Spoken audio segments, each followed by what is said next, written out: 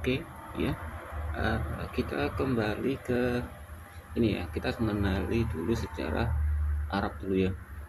Nah, sejarah Arab ini dulu uh, di zaman jahiliyah ya. Nah, ini mengatakan ya bahwa Allah tuh punya 3 putri, ya. Al-Alat, Manat, dan Al-Uzza ya. Ya, ini ya bentuknya ya. 3 putri ya. Sebelum disembah oleh orang Arab dulu ya. Tetapi sama Muhammad tuh nggak disingkirkan ya. Ya, tuh semenanjung Arab ya memang menyembah dewa-dewi sebelum datangnya agama Islam pada abad ke-7 yang dibawa Nabi Muhammad tuh. Salah satu dewi adalah Al-Alat yang figurnya disama-samarkan kan. Dewi Alat ini merupakan dewi yang sangat terkenal di dunia Arab sebelum Islam. Meskipun utamanya Dewi Bulan ya. Tetapi kalau di Allah ya, Allah kan ilah ya.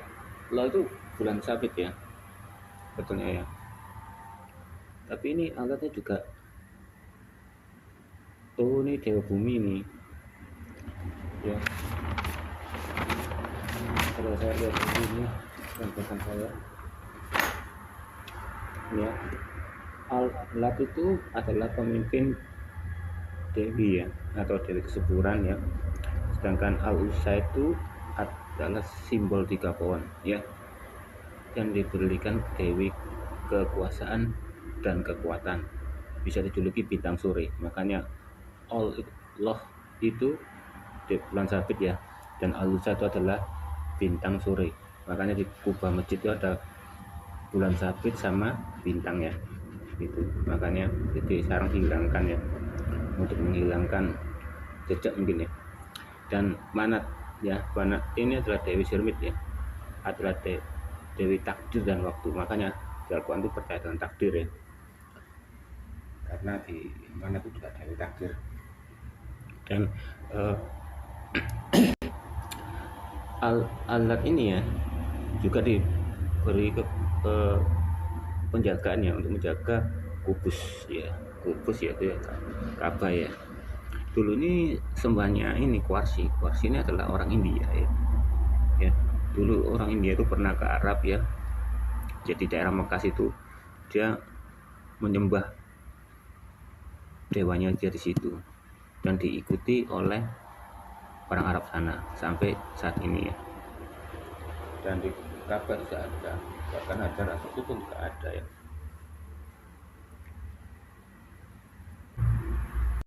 Kita ke Ali Imran ya, ke 37. Ali Imran ke 37.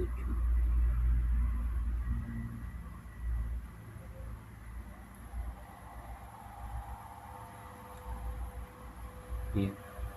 Dia Allah menerimanya Maryam dengan penerimaan yang baik, membesarkan dengan pertumbuhan yang baik, dan menyerahkan pemeliharaan kepada Zakaria.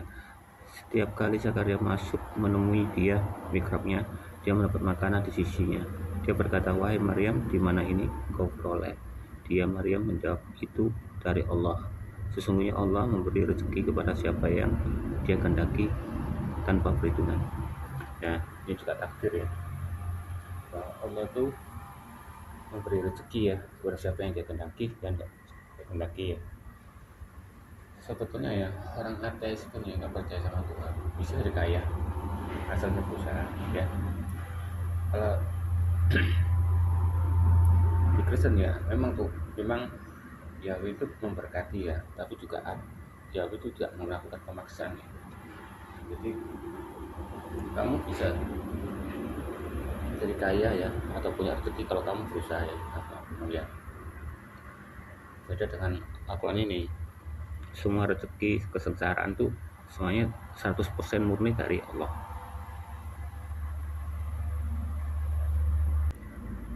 ini kita ke 47 ya.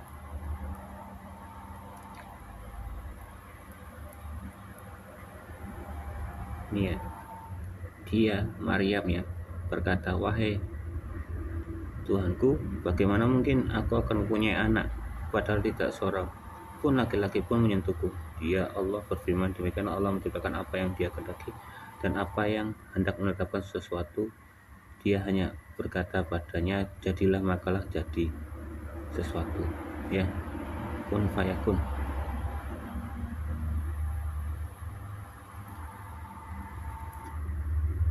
Ini sama pertanyaannya dengan yang di surat Al-An'am ya, bagaimana Allah itu punya seorang anak tapi dia tidak punya istri ya. Ini juga sama, wahai bagaimana mungkin aku punya anak padahal tidak seorang pun laki-laki pun menyentuh aku. Jadi yang di Al-An'am itu bukan mengatakan bahwa Allah itu nggak punya anak, dia sudah punya anak, tapi bagaimana mungkin ya Allah punya anak tapi nggak beristri. Berarti Allah itu ya adalah wanita dan dia punya anak ya.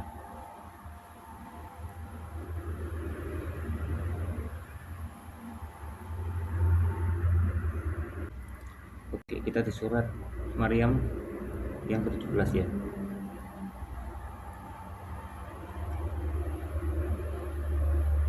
Dia Maryam memasang tabir yang melindunginya dari mereka, lalu kami mengutus roh kami Jibril kepadanya, kemudian dia menampakkan diri di hadapannya dalam bentuk manusia yang sempurna. Ini seharusnya kalau di Kristen ya, ini yang meniup itu ya Yahweh sendiri ya. Jadi Maria itu punya Roh Kudus ya.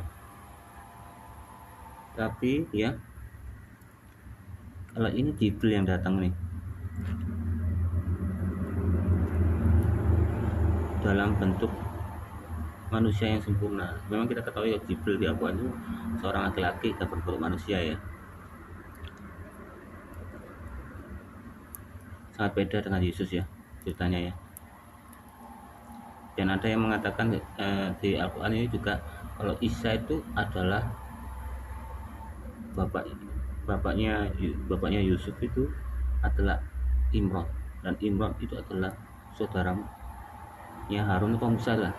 Jadi otomatis Isa adalah keponakan dari Musa. Bayangkan jaraknya yang begitu jauh yang Musa, kok tiba-tiba Yesus muncul jadi keponakannya, gak masuk akal lah.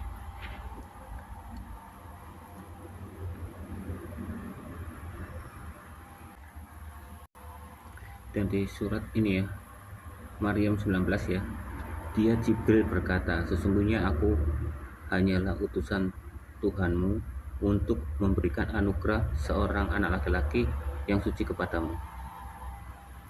Berarti Jibril ini dia hanya diutus ya dari Tuhanmu gitu ya, bukan Allah loh ya, Tuhanmu. Berarti Allah itu ada banyak. Allahnya Maryam mungkin ya, Tuhannya Maryam ya, memberikan seorang anak laki-laki yang suci. Ini coba kita translate ya, soalnya kata-katanya itu kayak ambigu ya. Saya dulu pernah jadi guru ini SLB ya, kalau kata-katanya ambigu, membingungkan kayak gini ini persis akan kasih berikut. Kita salin, kita terjemahkan.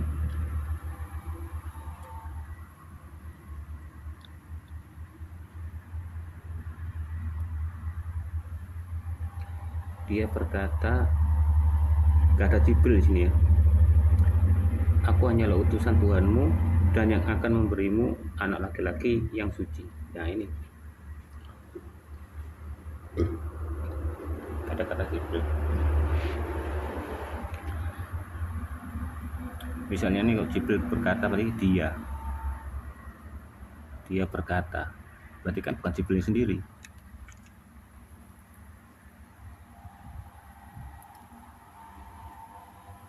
Apa Maryamnya sendiri berkata, yang maksudnya ini omongannya dari Maryam sendiri mungkin. Jadi dia itu berkata, aku hanyalah utusan Tuhanmu yang akan memberimu anak laki-laki yang suci. Berarti ini siapa nih? Jibril atau siapa? Kenapa berkata kalau Tuhanmu ya, bukan Allah ya?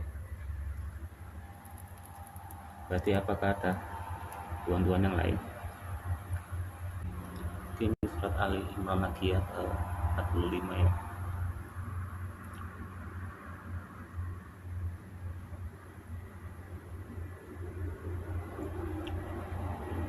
Ingatlah ketika malaikat Jibril ya, ini mengkurung buka mulut ini palsu nih, nggak ada di Arabnya, berkata, wahai Maryam, sesungguhnya Allah menyampaikan kabar gembira padamu tentang kelahiran anak yang diciptakan dengan kalimat darinya, nama Isa Al-Masih putra Maryam, seorang termuka di dunia dan akhirat, serta termasuk orang-orang yang dekatkan kepada Allah.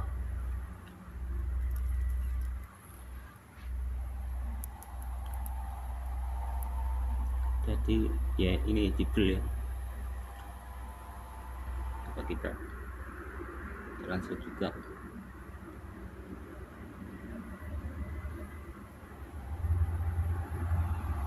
Masih nggak ada Jibril sih.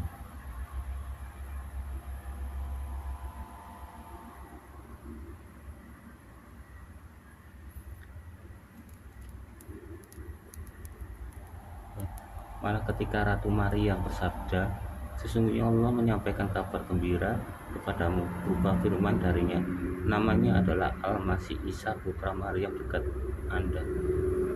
Sini ada kata Allah. Berarti dianya itu bukan Jibril, Allahnya sendiri sih ngomong nih. Kita jadikan bahasa Inggris yang lebih jelas.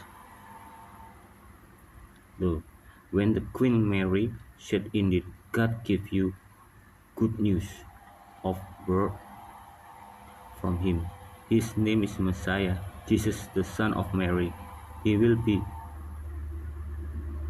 distinguished in the world and in hereafter, and among those who are close to you. Ya, ini benar. Jadi di sini Maryamnya itu aslinya ada kata-kata Ratu Maria ya. Dan sini yang mengatakan adalah Tuhan sendiri, bukan Jibril. Terjemahannya salah, yang kurang buka. Dari disebut Mesia, ya Mesaya.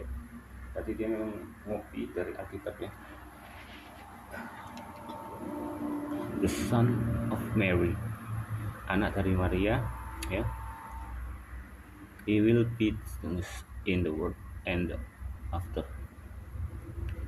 Dia akan jadi termuka di antara di dunia ini antara dan akhirat ya, sesudahnya ya. And among those di sekitar mereka yang terdekat padamu. Oke.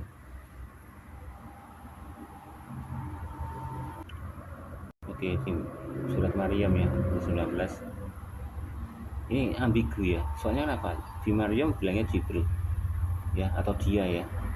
Tapi kalau di surat Al-Imran itu Allah sendiri yang ngomong. Ini loh, yang dia Jibril ya, berkata, sesungguhnya aku hanyalah utusan Tuhanmu untuk memberikan anugerah seorang anak laki-laki yang suci padamu. Ya, berarti Jibril aslinya tuh gak ada, aslinya dianya yang ngomongnya adalah Allah sendiri. Kok disandingkan dengan Al-Imran. Ya, kenapa jadi di sini kok diceritanya surat Maryam tuh beda dengan Al-Imran ya. Al-Imran mengatakan tuh Allah sendiri, tapi di Maryam tuh kok kurang bukanya Jibril ya. Dan hanya kata-kata dia aja. Dia itu siapa gitu. Tuh dia berkata ya. Dia berkata ini kan siapa? Kalau di Al-Imran itu kan God ya, Allah ya. Tapi yang di Maryam ini terjemahannya kasih kurang buka, itu Jibril yang mengatakan, aneh kan? Aku hanyalah utusanmu yang akan memberimu anak laki-laki yang suci. Gak sinkron gitu loh. Kalau di Alkitab kan antara Injil Matius sama murid-muridnya sinkron ya. Ibaratnya kalau kalau kamu diperlihatkan suatu pemandangan ya, pemandangan rumah pedesaan ya. 3 orang itu ada 12 orang menulis, pasti ada yang berbeda-beda. Bahkan satunya mungkin ada yang lebih jelas. Contoh ya, oh di situ ada orang, ada kuda lagi minum di tempat palungan air itu ya.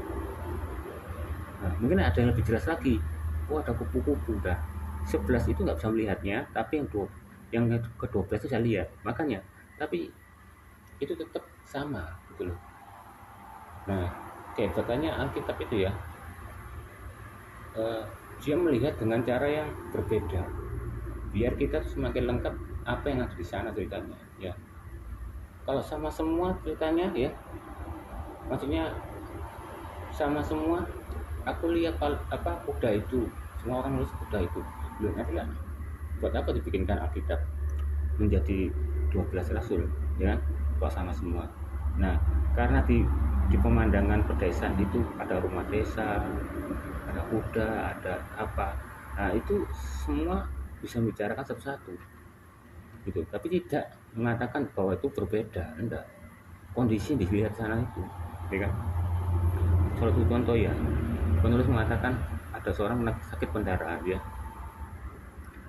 dia memegang Yesus cuma gitu aja, tapi yang mau yang lain lebih jelas lagi, ternyata yang dipegang itu adalah jubahnya. Nah, itu suatu contoh. Apa itu berbeda? Enggak, itulah kamu lebih memperjelaskan. Kalau di Al-Quran ini lain ya. Al-Imran mengatakan Allah, tapi di surat Maryam dia itu Jibril, padahal di kondisi yang sama waktu ketemu Maryam ini. Aneh. Oke, di surat Quran An-Nahl ayat 2 ya.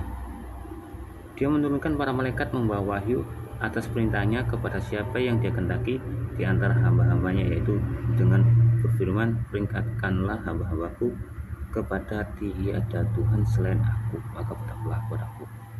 Oke ya, ingat ya terjemahnya ini ya, kita lihat bener apa enggak terjemahnya.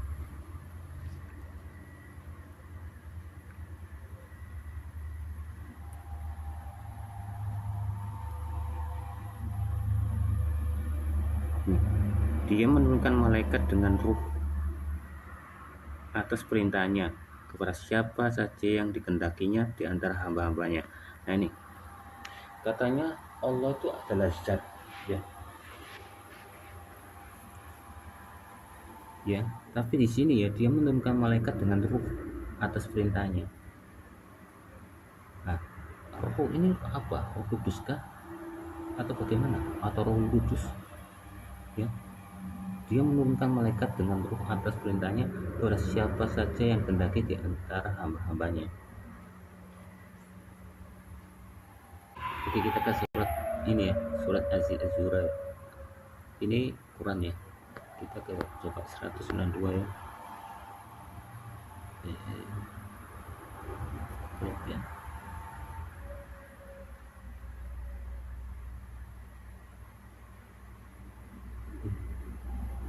Sesungguhnya Al-Quran benar-benar diturunkan Tuhan semesta alam. 193, ia Al-Quran dibawa turun oleh Alamin Jibril. Nah ini Al-Quran benar-benar turunkan Tuhan semesta alam, bukan Allah. Coba kita cek ini kebenarannya, terjemahannya.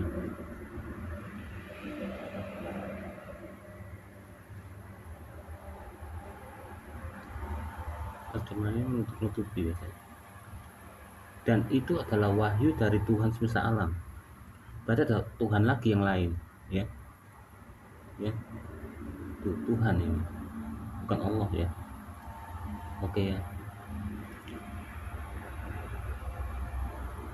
Yang ini, ia Al-Quran dibawa turun ke Rohul Amin atau Jibril. Rohul. Ya kapan Rohul Amin ini ya jadi Jibril? Apakah ini Roh Kudus? Kita cek.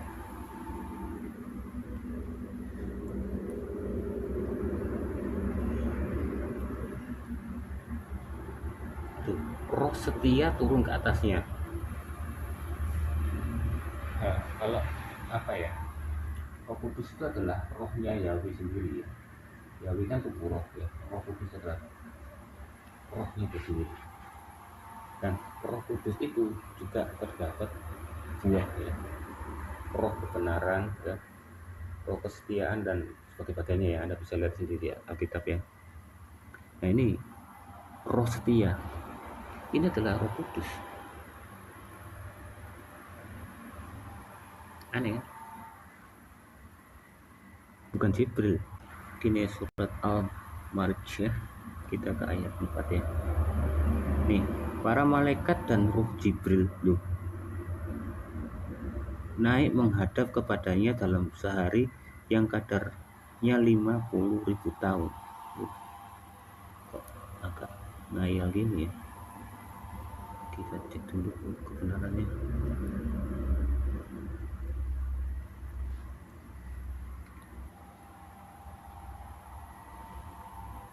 Ini tutup ini ya, biar tidak diakui Roh Kudus itu.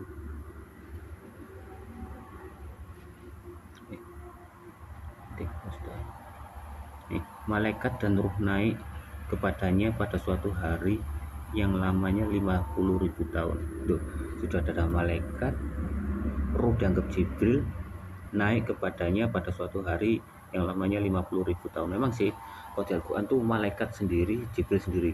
Kalau Jibril itu 600 sayap, kalau malaikat Allah itu 2 atau 3 atau sampai 4 sayap.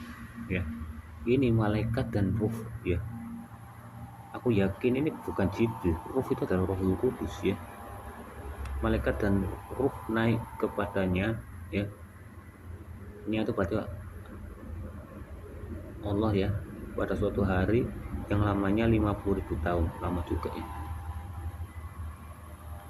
Oke, ini di surat An-Naba ya. Kita bukan ya ke 38. Ini ya, pada hari ketika ruh dan malaikat berdiri bersaf-saf, mereka tidak berbicara kecuali yang diizinkan oleh Tuhan Yang Maha Pengasih dan Dia mengatakan yang benar. Nah, ini saya paling heran ya, setiap membahas Maryam ya atau Isa, Quran itu jadi baik gitu, gak ada sisinya seks dan sebagainya ya, bunuh atau apa ya, rasa benci ya, tafsiran ya, mesti aneh dan juga tidak ada kata Allah di situ. Mesti Tuhan Yang Maha Pengasih gitu. Ya, beda kan? Soalnya kalau ini soalnya nyontek ini. Nah, ini ruh ini. Ini nggak dijelaskan, ruh tadi kan ngomongin malaikat ya, apa Jibril ya. Sekarang nggak dikasih kurung buka Jibril ini. Pada hari ketika ruh dan malaikat berdiri bersaf-saf, mereka tidak berbicara kecuali yang diizinkan Tuhan Yang Maha Pengasih dan Dia mengatakan yang benar. Coba kita cek ini.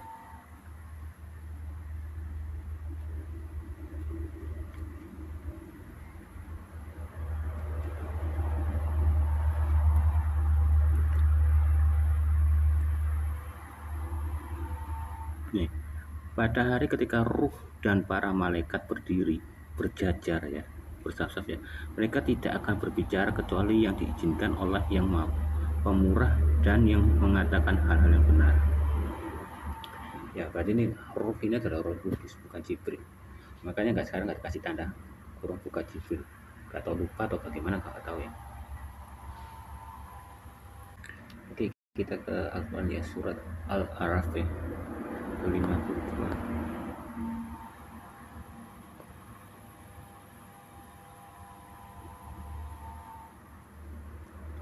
Sungguh kami mendatangkan kepada mereka kitab Al-Quran ya, yang telah kami jelaskan secara terperinci atas dasar pengetahuan sebagai petunjuk dan rahmat bagi orang-orang beriman. Ini Al-Quran ini nggak ada di mana Arabnya nih Pak, pasti. Coba kita cek ya.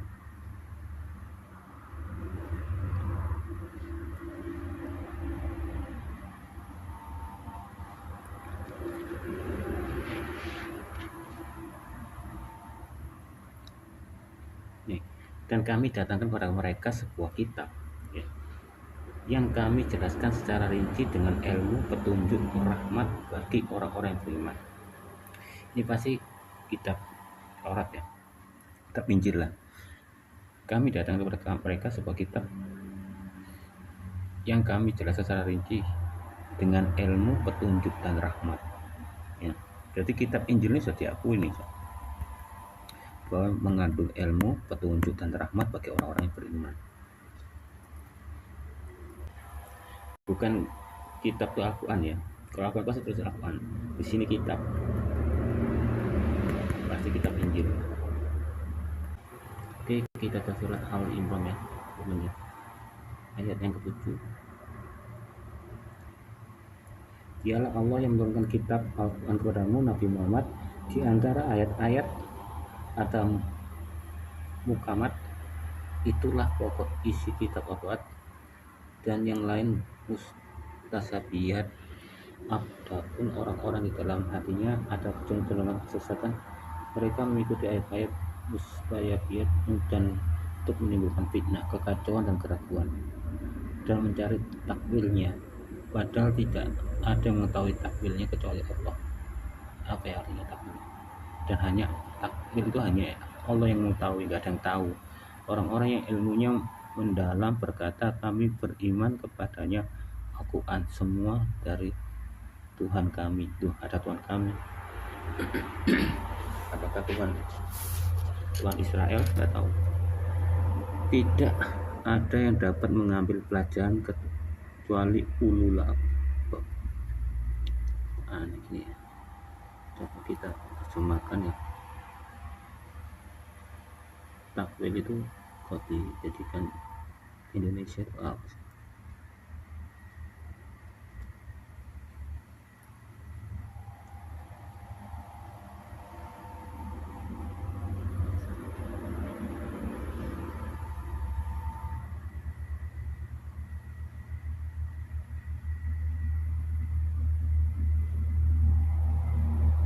Banyak juga.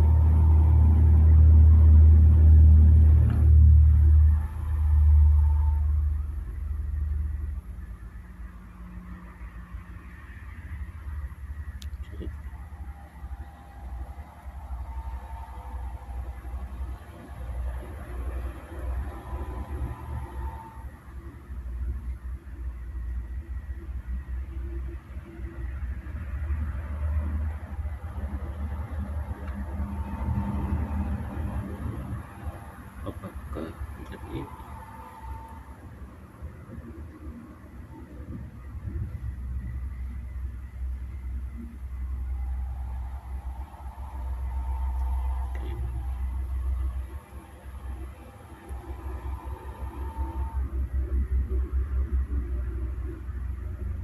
panjang?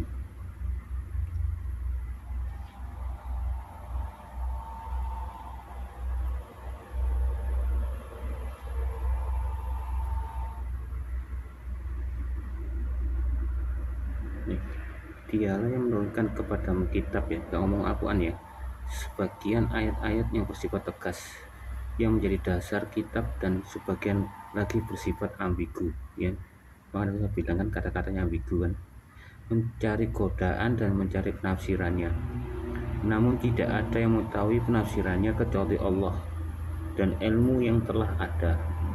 Adapun ilmu, mereka berkata, kami berfirman kepadanya semuanya itu dari Tuhan kami. Nah, kalau ini menceritakan kitab Alkitab ya, Alkitab tidak butuh tafsir kecuali catatan kaki ya, catatan kaki yang menunjukkan ini menceritakan apa ayat ini bersambung dengan ayat yang satunya, dan itu tidak mengoreksi ayat itu ya.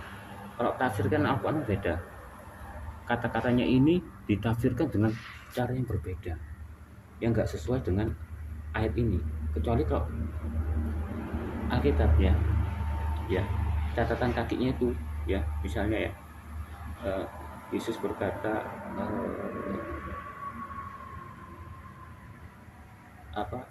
waktu Yohanes ketemu Yesus ya, atau penglihatan ya, Yesus berkata, akulah adalah Alfa dan Omega. Itu catatan kaki akan menyambung ke tempat Yahweh, aku telah Alfa dan Omega, kayak gitu. Tapi kan tidak, bukan tafsir artinya catatan kaki. Kalau tafsiran Al-Quran itu beda. Misalnya jangan mencuci piring lah, anggaplah mencuci piring, nanti tafsirnya beda. Janganlah kamu mencuci piring-piring yang dari emas atau dan dengan air yang kotor apa-apa, itu biasanya itu beda, itu tak tafsirnya Al-Quran. Kalau catatan kaki yang di Alkitab itu ya hanya menegaskan, ini nyambung dengan ayat yang ini gitu loh perkataannya.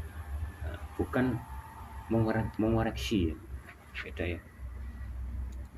Nah ini misalnya kalau ini adalah kitabnya kitab Alkitab ya mungkin ya Alkitab itu ambigu ya, mencari penafsiran karena Alkitab nggak ada tafsiran ya, catatan kaki ya, dan tidak ada yang bisa mengetahui penafsirannya ya. Al-Quran nggak perlu ditafsir betul ya, yang jelas kok kata-katanya ya. Muhammad menikahi Aisyah 6 tahun dan digauli waktu umur 9 tahun, itu jelas, gak usah ditafsir ya, jelas. Oke. Nama Muhammad itu ya, itu nama sebenarnya adalah Kadem Ibnu Kilab ya. Di sini Ibnu Kilab itu berarti putra anjing ya, dan diganti oleh nama Muhammad ya. Makanya Muhammad itu benci dengan ayahnya ya,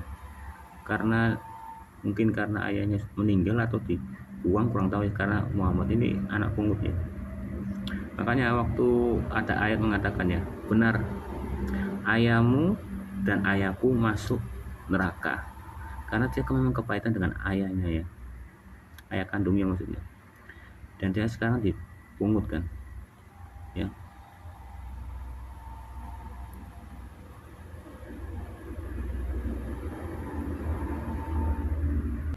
Oke, ini adalah sejarahnya ya, kan artinya Katim bin Kilab, jadi dia itu dari ini Quraisy bin Kilab ya, nih suku Quraisy ya, merupakan kakek buyut Nabi Muhammad ya. Namun dipanggil Quraisy artinya jauh ya, tapi dan bin Kilab itu artinya itu putra anjing ya. Fatimah bin Sad ya, memang benar ibunya Muhammad kan Fatimah. Nah, bin Kilab itu artinya putra anjing.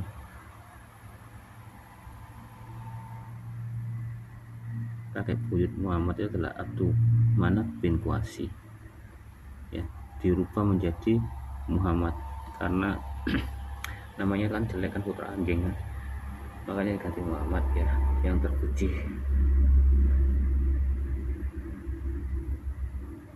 ya. Oke, kita ke ini ya, Al-Quran surah Alaq. Ini mengatakan ya bahwa ini adalah ayat atau perkataan pertama dari Allah yang diterima oleh Muhammad ya. Ini ya, Iqra ya, bacalah dengan menyebut nama Tuhanmu yang menciptakan ya, dia menciptakan manusia dari segumpalan darah. Bacalah Tuhanmu lah yang mulia. Oke, bacalah dengan menyebut nama Tuhanmu. Kenapa tidak ngomong Allah ya? Ya, kita lihat terjemahnya.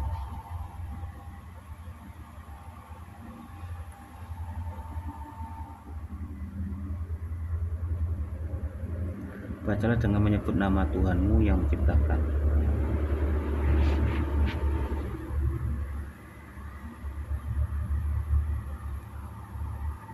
Ya, berarti ya ini tadi, kenapa dia tidak menyebut nama Allah ya? Apakah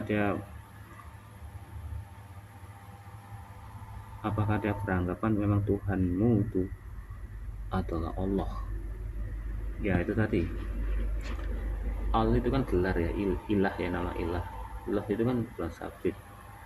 Jadi ini mengatakan nih Tuhanmu nih ya, dengan menyebut nama Tuhan yang menciptakan ya Allah itu tadi ya, dia menciptakan manusia dari segumpalan darah. Salah ya sebetulnya itu, karena lihat ya, kecuali kalau eh, keturunan manusia dari kumpulan darah ya mungkin lah, tapi kalau menciptakan manusia dari kumpulan darah enggak ya, karena kalau kita mengatakan itu manusia diciptakan ya dari tanah liat ya dan huruf ini ya. Ini juga perkataan yang pertama yang hadis yang menguatkan perkataan pertama yang Allah berikan kepada Muhammad ya, di hadis Bukhari 4572 ya. Ini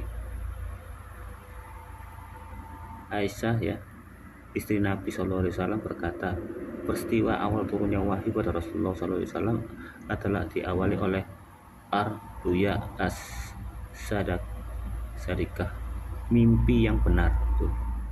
Dia mendapatkan ini tuh ya, wahyu turun tuh dalam mimpi. Kenapa Muhammad tuh dapat wahyu tuh dari mimpi, Isra Mi'raj mimpi. Ibrahim menyembelih Ismail. Kalau di Alkitab Abraham menyembelih Ishak ya. Kalau Ibrahim itu menyembelih Ismail dari mimpi. Bahkan dia ngomong pada Ismail, aku bermimpi menyembelih kamu. Bagaimana dengan pendapatmu, kan kayak gitu.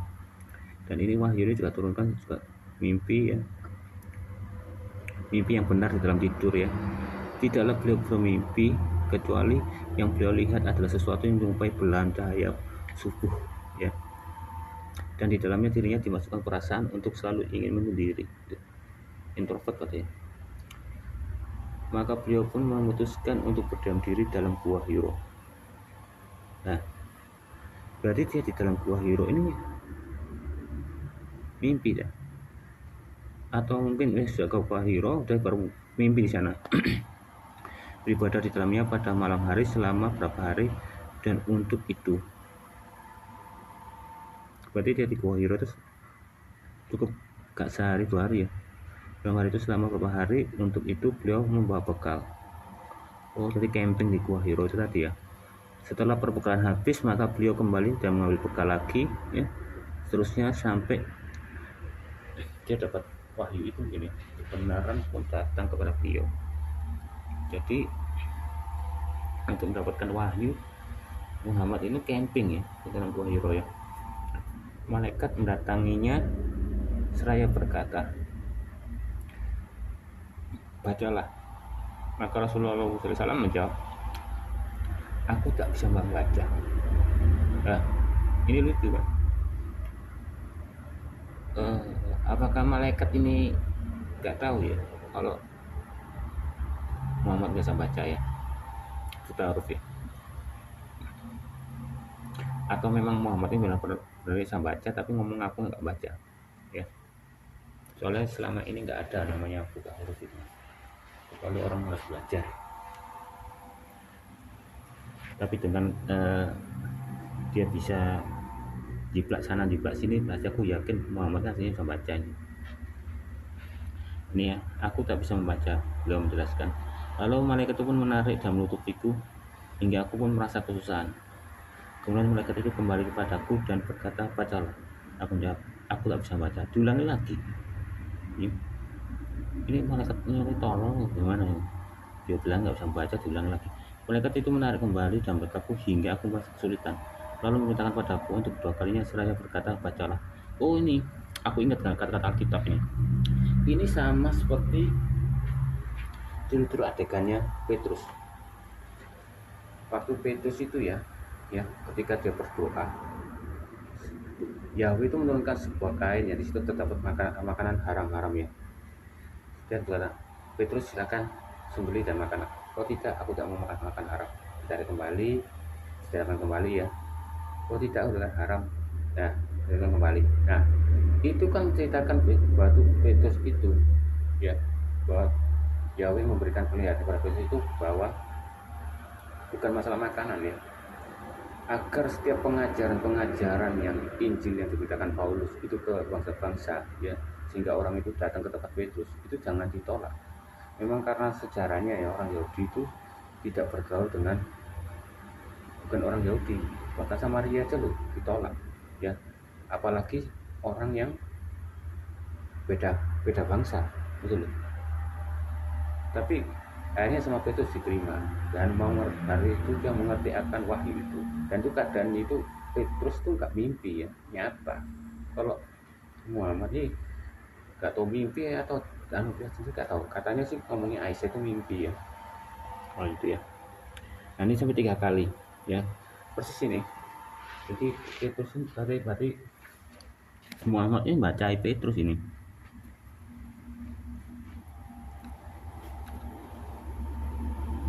Lalu memerintahkan kepadaku untuk kedua kalinya setelah bacalah aku membaca yang menarik lagi dan berkata aku 3 kali hingga aku masuk kesusahan. Kemudian malaikat itu menyuruh kembali seraya membaca Iqra bismika lazi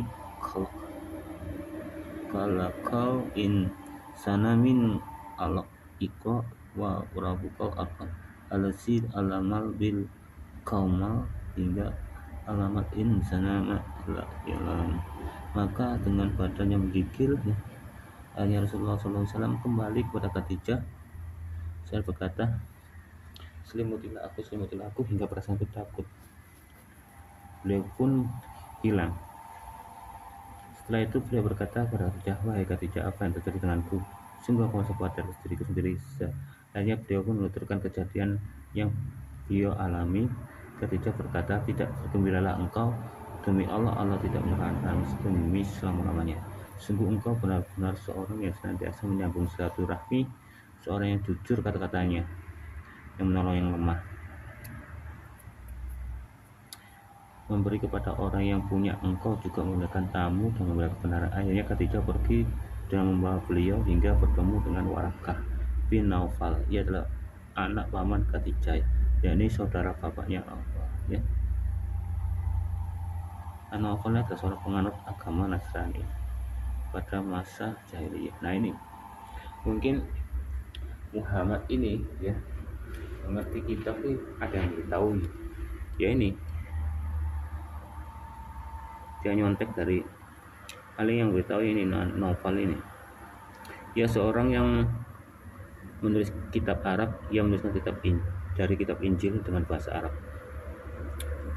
Jadi masih zaman dahulu ya, Taurat itu gak berbentuk buku ya.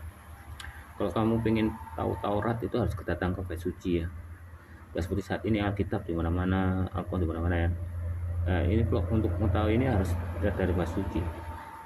Jadi kenapa Muhammad itu nyontek nggak sama persis ya? Kok beda?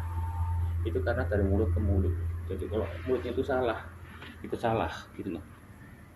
Karena nggak mungkin kan Muhammad itu datang ke tempat suci. Wahai anak pamanku, dengarkanlah tuturan dari anak saudaramu Warakah berkata, wahai anak pamanku, apa yang telah kamu lihat? Maka Nabi SAW pun mengabarkan padanya tentang kejadian beliau. Kemudian Warakah pun berkata, ini adalah namus yang pernah diturunkan pada Musa. Sekiranya aku masih hidup dan sekiranya aku masih hidup. Kita bijaksana ya kata-katanya, tapi kok aneh.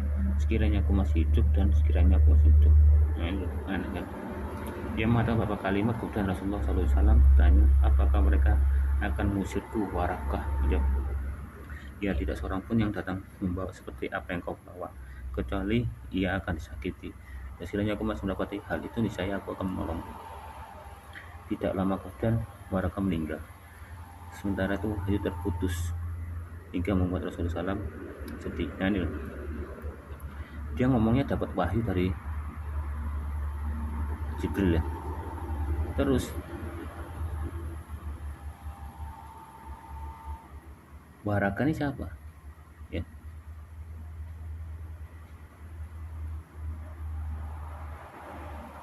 Anak saudaramu Warakah ini. Tapi karena Warakah mati, tiba-tiba wahyu terputus. Kan aneh ya. Apa kata wahyu ada wahyu lagi? Gitu.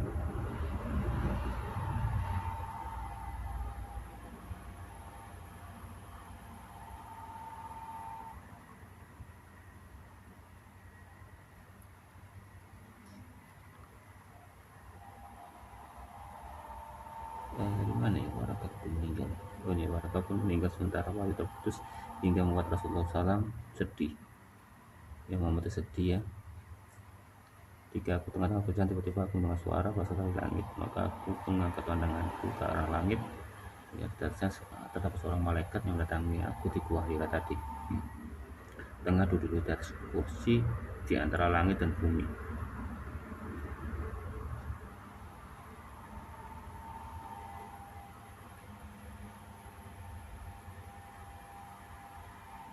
Anu, malaikat itu yang mendatangi di gua Hira itu tengah duduk di atas kursi antara langit dan bumi. Bukankah itu kursi arsy kan, singgasananya Allah ya? Kenapa malaikat itu kok duduk di situ tengah-tengahnya? Dan kursi yang di antara langit dan bumi ini kursi arsy ini. Aku lari darinya dan segera pulang menemui keluarga aku. Saya berkata seribu yang tadi bilang lagi, dan selimutan diberi peringatan dan Tuhanmu agungkanlah dan pakaikanlah sucimu dan tinggallah sesembahanmu berhala. Berarti selama ini memang Muhammad dikasih peringatan ya untuk meninggalkan berhala itu bagi al-usa alamat dan manat ya. Tapi tetap aja al-usa alat dan manat itu tiga putrinya Allah ya. Kalau gitu dia adalah berhala yang disembah oleh kaum jahiliyah dulu ya kan tadi. Setelah itu maka turunlah wahyu dengan beruntun. Jadi wahyu itu kan jatuh. Jika wahyu itu Al-Quran adalah wahyu itu turun, yang paling heran kenapa Muhammad itu kok bisa mati diracun? Saya nggak tahu, dan dia bakal disantet juga nggak tahu kan, aneh. Apakah dengan alasan saya nggak bisa baca? Nah itu aneh. Wahyunya ini berbentuk apa turun itu dengan secara beruntun, dalam bentuk akal kah atau bentuk buku kah? Nah, ini kan ambigu. Coba kita ambil dari sini aja, kita lihat translate-nya.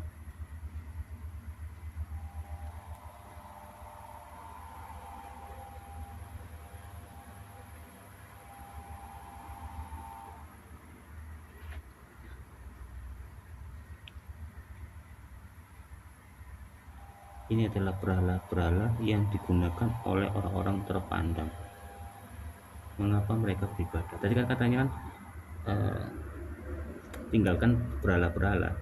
Tapi ini di aslinya ini ya, ini adalah berhala-berhala yang digunakan oleh orang-orang yang terpandang.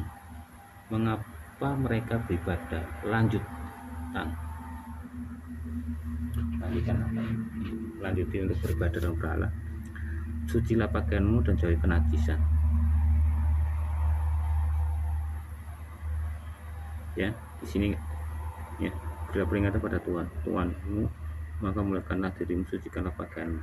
Ini di bawah ini, ayat yang di bawah. Gak ada kata-kata tinggalkan berhala. Ini malah ini adalah berhala-berhala yang digunakan oleh orang terpandang. Mengapa mereka beribadah? Lanjutan ya, beda kan ini di bawah. Beruntun malah gak ada di sini kata-katanya maka turunlah wahyu dengan beruntun. Berhala-berhala disembah oleh kaum jahiliyah. Berarti kaum jahiliyah ini artinya terpandang, disembah oleh orang berhala yang disembah oleh terpandang. Setelah itu maka turunlah wahyu secara beruntun. Padahal itu bukan beruntun, bukan secara beruntun. Tadi itu adalah mengapa mereka wahyu berlanjut, bukan beruntun, tapi wahyu akan berlanjut.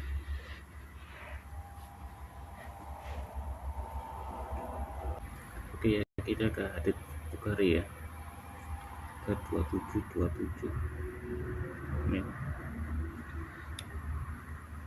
Rasulullah SAW bersabda, aku diperintahkan untuk memerangi manusia hingga mereka mengucap la ilaha illallah.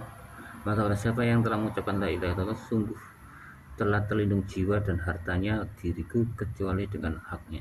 Dan perhitungannya kepada Allah, diriwayatkan oleh Umar dan Ibnu ya. Ini ya, berarti Muhammad ini ya diperintahkan untuk memerangi manusia hingga mereka mengucapkan la ilaha illallah ya. Tapi kalau jika orang mengucapkan la ilaha illallah, dia sudah terlindungi jiwa dan hartanya dariku. Berarti apa?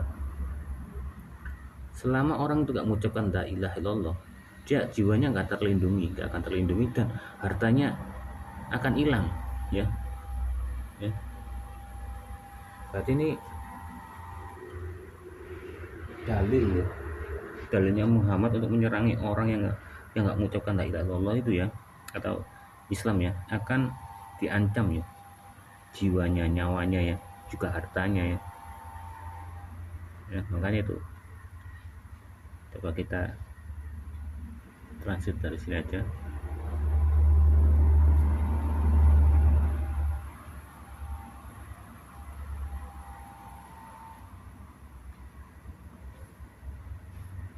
Terjemahan.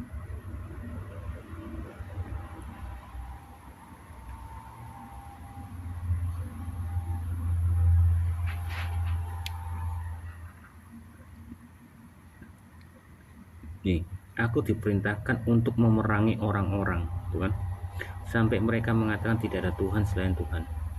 Jadi siapapun yang mengatakan tidak ada Tuhan selain Tuhan, dia melindungi dirinya, tuh, dan uangnya dariku, kecuali menurut haknya dan perhitungan ada di sini Tuhan. Berarti itu tadi. Berarti alasan untuk ya dalilnya Muhammad menyerangi orang-orang yang bukan muslim ya, ini tujuannya untuk apa? Uang.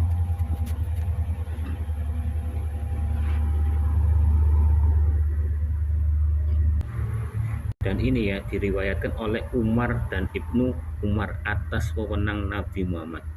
Jadi wewenang ya, dalilnya untuk dia itu menyerangi orang dengan arti kata-kata uang. Tapi kalau orang mengatakan la ilaha illallah, maka uang dan nyawanya akan diselamatkan. Oke ya, kita ke surat At-Taubah ya, ke-14.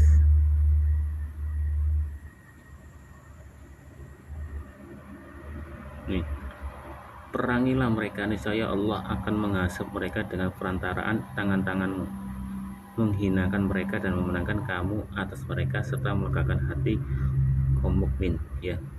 Jadi Allah memerintahkan ya, dengan perantaraan siapa? Tangan-tanganmu. Berarti tangan-tangan siapa? Tangan-tangan Muhammad atau tangan-tangan orang muslim ya.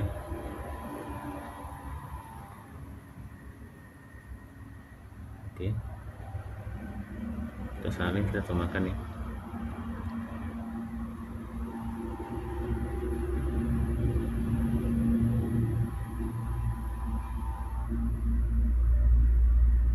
Nih, perangilah mereka, semoga Allah menghukum mereka di tanganmu dan mempermalukan mereka serta memberimu kemenangan atas mereka dan menyembuhkan hati orang-orang yang beriman. Jadi ya, untuk menyembuhkan hati-hati orang yang beriman ya, atau tadi katanya mukmin ya, dengan apa? Perangi ya mereka itu. Semoga Allah menghukum mereka di tanganmu ya, tangannya siapa? Di tangannya orang yang mukmin ini ya, dan mempermalukan mereka serta memberimu kemenangan atas mereka dan menyembuhkan hati orang-orang yang beriman, mukminin ya. Jadi memang benar, ini juga termasuk ayat pedang ya, jihad. Oke, kita ke surat Al-Anfal ya, ke surat T ayat 67 ya.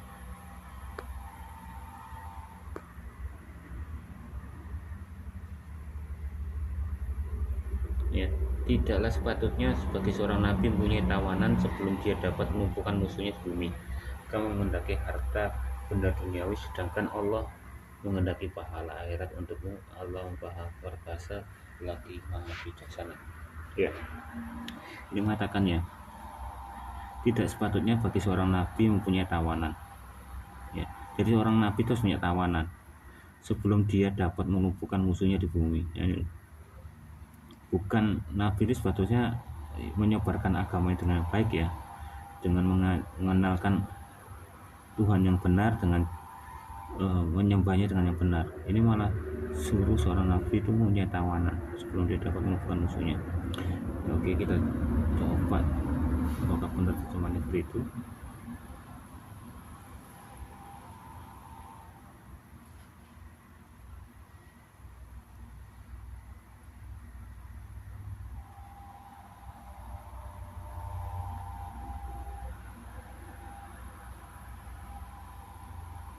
Nah, tidaklah layak bagi seorang nabi untuk mempunyai tawanan hingga ia menebarkan harta di muka bumi. Kamu menghendaki harta dunia, tapi Allah menghendaki akhirat, dan Allah Maha Zakim.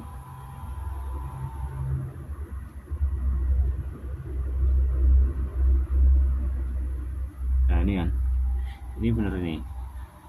Seorang nabi nggak layak ya dipanggil nabi kalau mempunyai tawanan hingga menebarkan harta di muka bumi. Ya, jadi seorang nabi itu nggak akan layak jika menebarkan harta di muka bumi. Mempunyai tawanan hingga menebarkan harta di muka bumi. Jadi nabi itu, ini mungkin dalilnya Muhammad ya.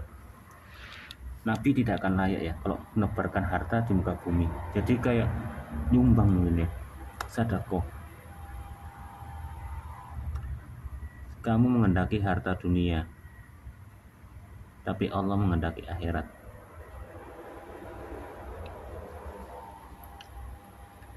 Coba ke Inggrisnya.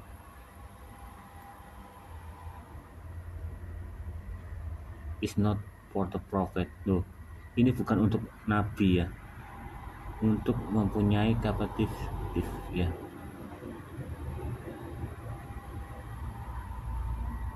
Nih, it's not for prophet to have captive until he has made profit in the land. Jadi ini bukan untuk nabi ya, untuk mempunyai kapasitif until sampai dia mempunyai profit di tanah itu, keuntungan di tanah itu. You want the goods of this world, but God went to hereafter, akhirat, and God is mighty Zakim. Jadi seorang nabi itu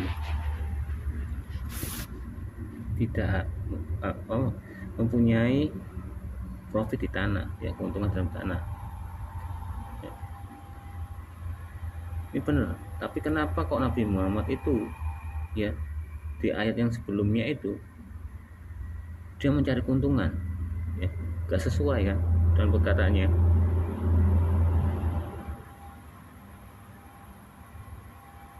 Tapi kalau di terjemahannya ini ya, tidaklah patut bagi seorang nabi mempunyai tawanan sebelum dia dapat melumpuhkan musuhnya. Jadi nabi itu nggak layak ya kalau punya tawanan sebelum melumpuhkan musuhnya di bumi. Jadi kalau nabi itu punya tawanan dari tawanan orang lain, dia nggak layak sebelum dia melumpuhkan musuhnya di bumi. Kamu menghendaki harta benda di duniawi, sedangkan Allah menghendaki pahala ya.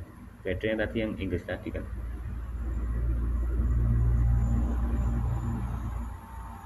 Jadi nabi ini ya gak bisa diam diri untuk punya tawanan ya sebelum dia dapat melumpuhkan musuhnya di bumi.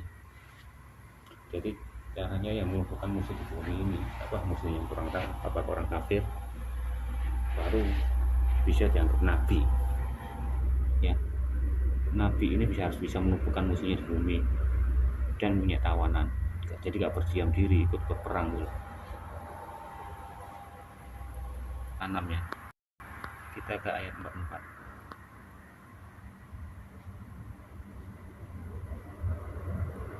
Nih, maka ketika mereka melupakan peringatan ya yang telah diberikan kepada mereka, kami pun membuka pintu-pintu segala suatu kesenangan untuk mereka, sehingga ketika mereka bergembira dengan apa yang telah diberikan kepada mereka, kami siksa mereka secara tiba-tiba. Maka ketika itu mereka terdiam putus asa. Wow. Ketika mereka melupakan peringatan yang telah diberikan kepada mereka. Jadi orang ini melupakan peringatan ya. Kami akan membuka pintu segala suatu kesenangan, sehingga ketika mereka gembira apa yang telah diberikan kepada mereka. Kejam juga ya. Jadi itu orang ini ya, nggak tahu kafir mereka ini ya, ketika dia lupakan peringatan ya akan terhadap orang muslim mungkin ya. Nah, muslim itu akan membuka pintu segala suatu kesenangan ya, segala satu kesenangan yang membuat mereka gembira gitu kepada mereka. Terus dia akan disiksa secara tiba-tiba ketika mereka berdiam dan putus asa, ya kan? Penyiksanya gitu. Ketika dia lupakan wanti-wanti ya, berhati-hati, pada saat itulah ya Muhammad ya akan membuka pintu segala sesuatu kesenangan sehingga mereka terperangkap ya. Dan suatu ketika mereka bergembira ya, yang kita diberikan oleh Muhammad itu, langsung Muhammad akan menyiksa dia secara tiba-tiba. Dan ketika itu orang yang itu ya, yang kafir ini terdiam dan putus asa. Coba benarkan terjemahnya ini.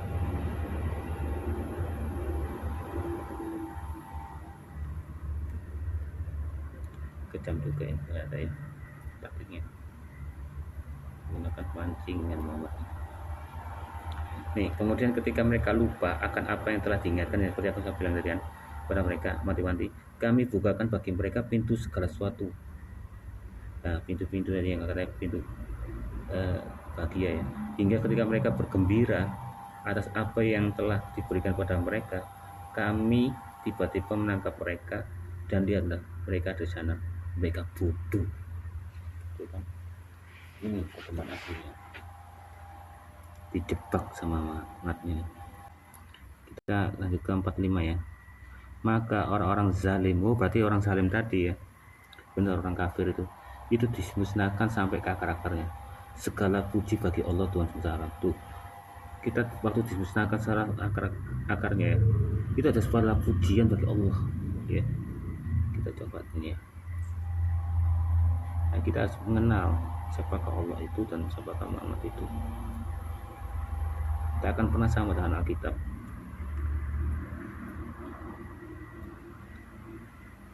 Nih, maka terhapuslah jejak orang itu yang menganiaya kamu. Itu artinya yang sesungguhnya. Jadi itu bukan sekedar menyiksa ya, memang dia menghapus jejak ya, jejak orang-orang yang menganiaya kamu. Coba bahasa Inggrisnya lebih jelas kan. So the trace of the people who wronged you, you will cut off. Jadi orang yang mengikuti, jadi jejak ya, jejak orang yang membuat kamu apa ya, salah itu akan terputus ya, wrong ya. Praise be to God, Lord of. Mungkin ini jejak yang akan memberimu jalan yang salah ini ya, anggap salah atau apa mungkin ya, wrong ya, seharusnya benar mungkin. Orang ini memberikan jalan yang benar tapi kamu memutuskannya, dan itu dianggap suatu kemuliaan bagi Allah.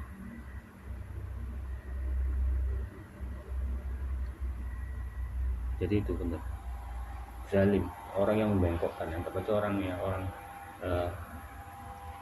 Nasrani ya mungkin ya, yang membelokkan ajaran itu ya, itu dimusnahkan sampai ke akar-akarnya. Itu tadi. Oke ya, ke surat Muhammad ya, Quran ya, nomor 3.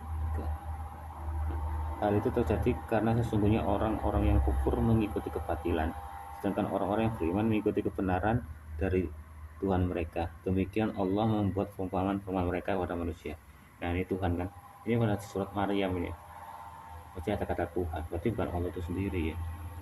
Nah, ini Tuhan mereka, berarti orang Nasrani ini, yang orang-orang yang kufur mengikuti kebatilan, sedangkan orang-orang yang beriman mengikuti kebenaran dari Tuhan mereka. Demikian Allah membuat perumpamaan mereka kepada manusia. Coba nih kita translate.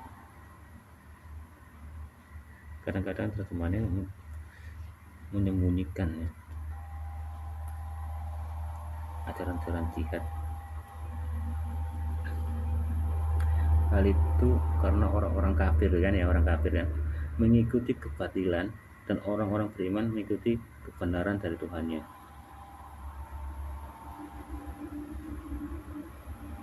Itu ayat 4-nya. Maka bila kamu bertemu di medan perang ya, dengan orang kufur atau kafir ya, tebaslah batang leher mereka, ditebas. Selanjutnya apabila kamu, seperti pernah saya katakan ya, kafir itu adalah kata-kata global, itu adalah status. Jadi orang teroris itu adalah orang yang benar melakukan Al-Quran. Kenapa? Dia mikir kata-kata kafir itu adalah status, bukan posisi perang. Padahal kita kan ngomong seranglah Palestina itu, seranglah Moab, seranglah Mesir itu kan apa? Itu adalah nama negara, itu karena kondisi perang. Kita kata-kata kafir itu perintahnya abadi, meskipun Muhammad mati ya, sama mati, perintahnya itu di firman tuh jadi abadi, serang kafir itu ya. Tebas batang leher mereka. Selanjutnya apabila kamu telah mengalahkan mereka, tawanlah mereka. Setelah itu kamu boleh membebaskan mereka atau menerima tebusan.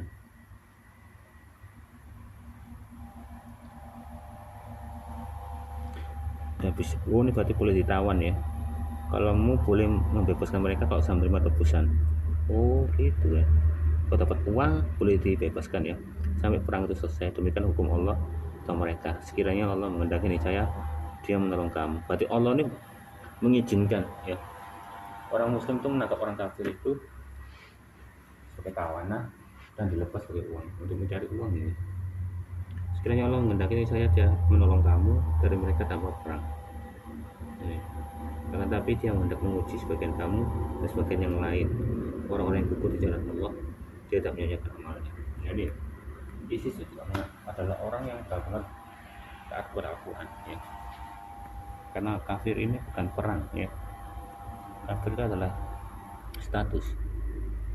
Meskipun Muhammad meninggal, mati, ini adalah perintahnya tetap abadi, bukan kondisi perang ya. Kalau Islam modern mesti ngomong Islam itu damai, enggak. Coba bilang, kan ngomongmu.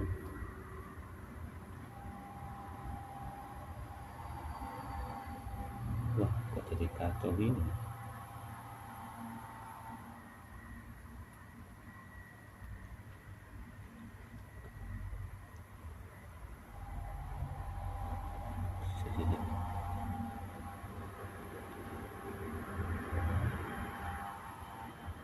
Ini antik ini.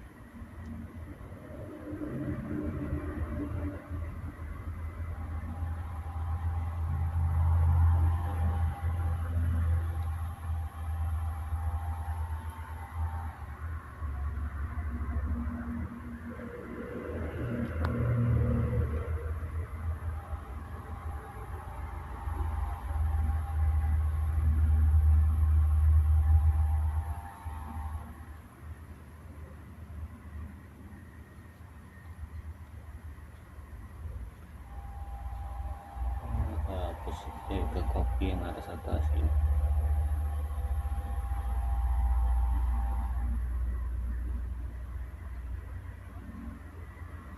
Sampai begini banyak.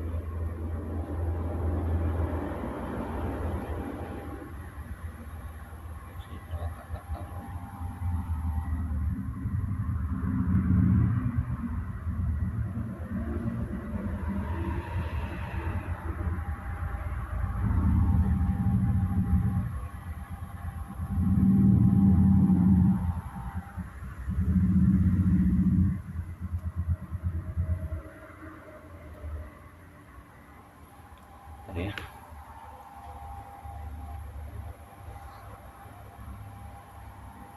Soalnya ngobrol ini bukan yang lain-lain.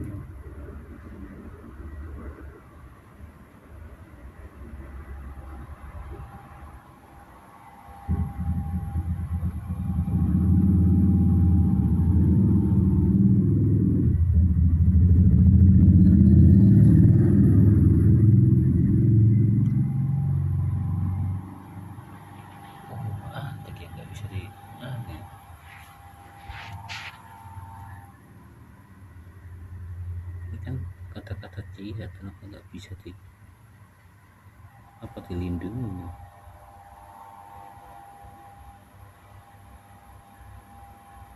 Iya, di Inggris kan nggak bisa.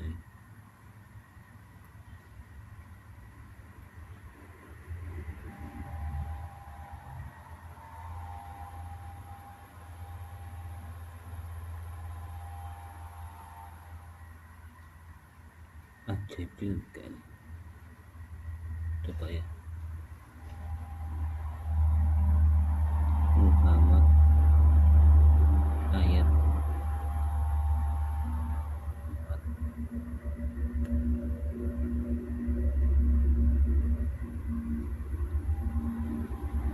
Nah ini,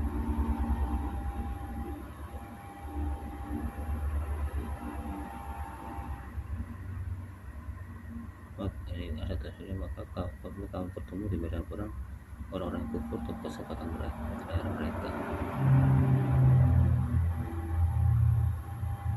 Oke, kita pakai N ini ya, Quran NU ya.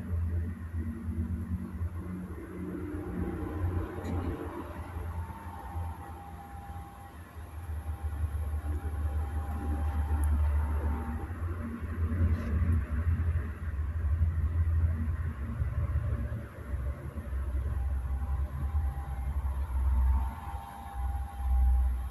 Nanti guys, terjemahkan.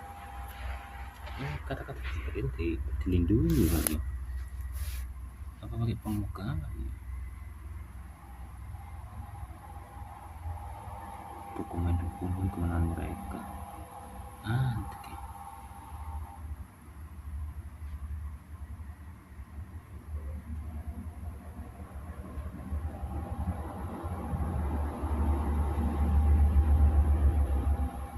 Iya nih, Google ini paling kerjasama ini. Jadi setiap ada kata-kata gini langsung diganti ini.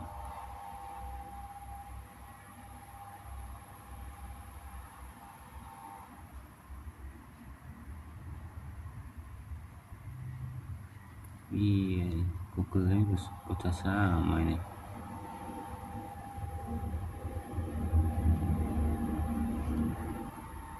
Kerjasama ini.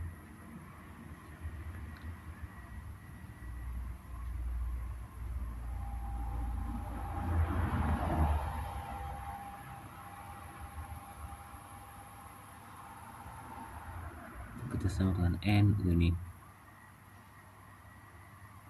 sehingga nggak bisa ditranslate setiap kata-kata ini. Soalnya kata-kata jihad ini.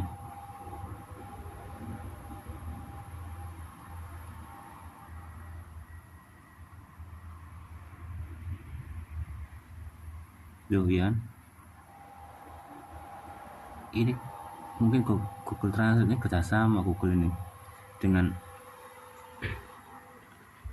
ini Arab. Dia ketemu kata-kata ini langsung error. Tuh, invalid dynamic link. Ini kata-kata jihad biasanya ini. Malah error.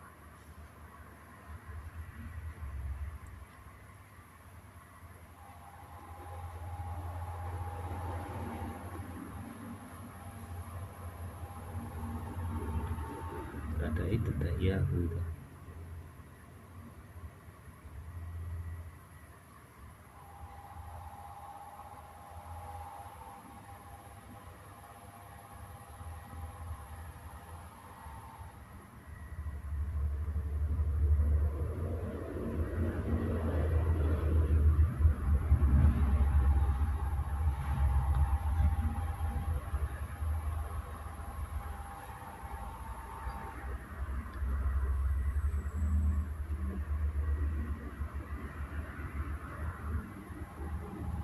Ada kata-kata yang lain ya.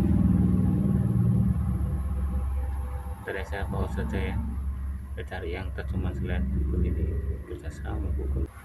Oke, saya menemukan ya terjemahan yang bisa terjemahkan ayat-ayat jihad ini ya. Kalau di Google kan nggak bisa kan, karena setiap ada kata-kata itu ya copy paste, ayat-ayat jihad itu akan berubah menjadi error ya. Dan ini saya menggunakan ini Babla ya, terjemahan Babla ini punyanya Yahoo ya. Ini ya, saya terjemahkan yang Arab ke Indonesia ya, kata-katanya di sini ya tadi ya. Nih hasilnya ini, jika kamu bertemu dengan orang-orang, pukul leher, bahkan jika kamu menebalkannya, kencangkan ikatannya, tapi baik dari kami 2 setelah dan demi 4 sampai perang berakhir ya. Dan jika Tuhan menghendaki kami tidak akan menang dari mereka, tapi mereka akan saling menyengsarakan dan mereka yang terbunuh jalan Tuhan ya tidak akan kehilangan perbuatan mereka. Ini versi Indonesia agak masih agak coba jelas ya. Ya, tapi coba kita bahasakan jadi Inggris.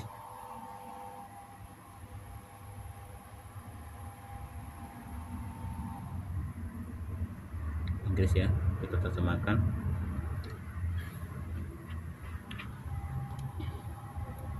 Ini ya, ini lebih jelas nih. If you meet those who disbelieve ya, orang jika kamu ketemu orang yang percaya ya istilahnya orang kafir ya, strike the neck even ya, serang lehernya ya mungkin dengan pedang. If you and them ya, ikat ya, tighten and the bone, ikat ya sampai ke tulang mereka ya, but either from 2 after and for the sake of 4 until, ikat orang 2 sampai 4 ya, sampai perang itu selesai. And if God will ya, jika Allah menghendaki dia akan bisa menang atas mereka. But they will it's other ya, dia akan selalu mensekarkan satu dengan yang lain, and to the will kill it in the cause of God, dan mereka akan terbunuh ya, karena Tuhan will not lose their kids.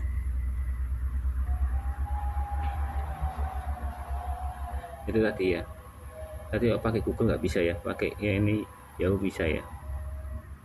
Jadi ini ayat-ayat jihad ini termasuk ayat jihadnya.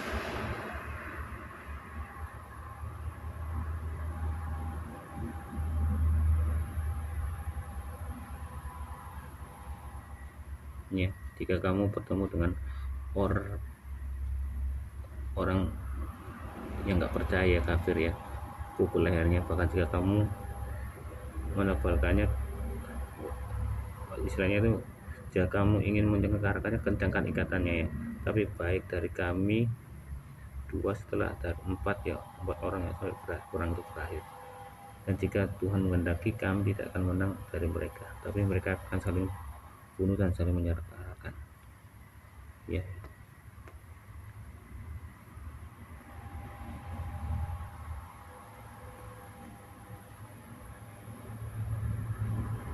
Ini saya dari Yahoo ya. Nah, kalau di Google ini bahasanya gini, orang yang lihat head ya, bahasa Inggris juga sama dokumen ya. Nih, apabila kamu bertemu dengan orang kafir di medan perang ini, ada di medan perang ini, maka pukullah batang leher mereka ya. Selanjutnya apabila kamu mulai melakukan mereka ya, tawanlah mereka atas yang 1, 2 dan 4 gak ada di sini kan. Dan kamu boleh membebaskan mereka atau menerima tebusan setelah sampai perang itu selesai.